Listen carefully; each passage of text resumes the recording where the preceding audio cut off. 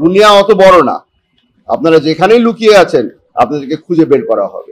আমি যখন 8টি বছর সে অন্ধকার ঘরে ছিলাম তখন বারবার প্রশ্ন করতাম, কোথায় বাংলাদেশের সংবিধান? আমি, আপনারা জানেন, 8 বছর প্রায় বন্দী ছিলাম।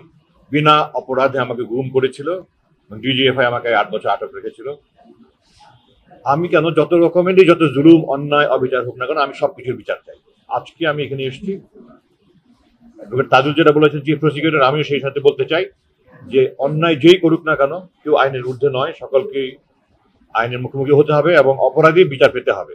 এর কোনো বিকল্প নেই। Injustice anywhere is justice, threat to justice everywhere. সুতরাং আমি কোনো অবিচার চাই না, আমি তাদের উপরে কোনো জুলুম হোক সেটা চাই না, কিন্তু সুবিচার হোক, ন্যায় বিচার হোক সেটা চাই। আমি এই জন্য এখানে আজকে মামলা দায়ের করেছি।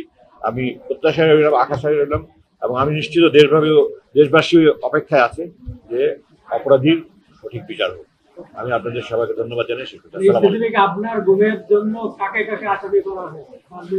আমাদের আইনজীবীরা বলেছেন, আমার প্রধানমন্ত্রী, ওনার সম্মানিত উপদেষ্টা, ডিজিএফআই যারা ডিজি ছিলেন, সবার বিরুদ্ধেই আমি মামলা করেছি। আমি যে অভিযোগ দিয়েছিলাম তা আজকে আনুষ্ঠানিকভাবে তার বিচার প্রক্রিয়া শুরু হলো।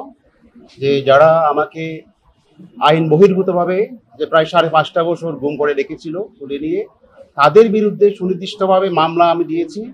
এবং আমি বিশ্বাস করি যে একটা ন্যায় বিচার প্রতিষ্ঠা হবে এবং যারা প্রকৃত অর্থে যারা অপরাধী, যারা এই গুমের সাথে যারা জড়িত ছিল, তাদের শাস্তি হবে এবং এই বাংলাদেশের মাটিতে একটা ন্যায় বিচার প্রতিষ্ঠা হওয়ার মাধ্যমে ভবিষ্যতে আর কেউ যেন এই গুমের বা কোন অবৈধভাবে, বেআইনিভাবে, আইন বহির্ভূতভাবে নাগরিকদের উপর জুলুম, অত্যাচার, নিপীড়ন, কোন গুমের ঘটনা ঘটাতে না পারে।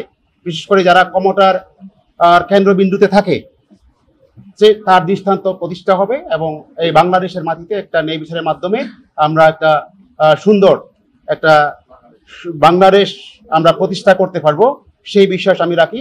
এবং এই ন্যায় বিচার প্রতিষ্ঠা হোক এবং আমাদের দেশ থেকে গুম নামক যে একটা মানবতা বিরোধী অপরাধ তা চিরতরে আমরা এখান থেকে বিলুপ্ত হোক, সেই আশাবাদ আমি ব্যক্ত করি। আমি যখন 8টি বছর সে অন্ধকার ঘরে ছিলাম তখন বারবার প্রশ্ন করতাম, কোথায় বাংলাদেশের সংবিধান? কোথায় আইনের বিধান? কোথায় আমাদের আইনজীবী বৃন্দ যাদের সাথে আমি একসঙ্গে কাজ করেছি বছরের বছর? কোথায় বিচারক বৃন্দ যাদের সাথে আমি মামলা পরিচালনা করেছি? কোথায় মানবাধিকার সংগঠনগুলো যাদের কাছে আমরা সবসময় বাংলাদেশের পরিস্থিতি নিয়ে উদ্বেগ প্রকাশ করতাম? গত 16টি বছর সংবিধানের ধারাগুলো একটি কাগজের উপর কালি ছোপ মাত্র ছিল, আর কিছুই অবশিষ্ট ছিল না। আজকে এই বিচারের প্রক্রিয়া শুরুর মাধ্যমে আমাদের আশা যে বাংলাদেশের সংবিধান শুধু একটি লেখা বা বই নয়, এর প্রয়োগ পরিপূর্ণভাবে আজকে থেকে আমরা দেখব। এবং ইনশাআল্লাহ এই বাংলার মাটিতে আমাদের সাথে যে জুলুম করা হয়েছে, আর কোনোদিন কোনো নাগরিককে যেন এই জুলুমের শিকার করতে না হয়, সেই নিশ্চিতকরণ আমরা দেখবো ইনশাআল্লাহ। আপনারা হয়তো দেখেছেন আজকে আমি এখানে আমার পরিবারকে নিয়ে এসেছি, কারণ এই জিনিসটা জানা দরকার যে হয়তো গুম আমাকে করা হয়েছিল, আমাদেরকে করা হয়েছিল, কিন্তু এই সাজাটা কিন্তু পুরো পরিবারের ভুক্ত হয়েছে। 7 মাস গুম ছিলাম, কিন্তু বিশ্বাস ছিল যে একদিন না একদিন বাংলাদেশের মাটিতে আমরা এটার বিচার পাবো।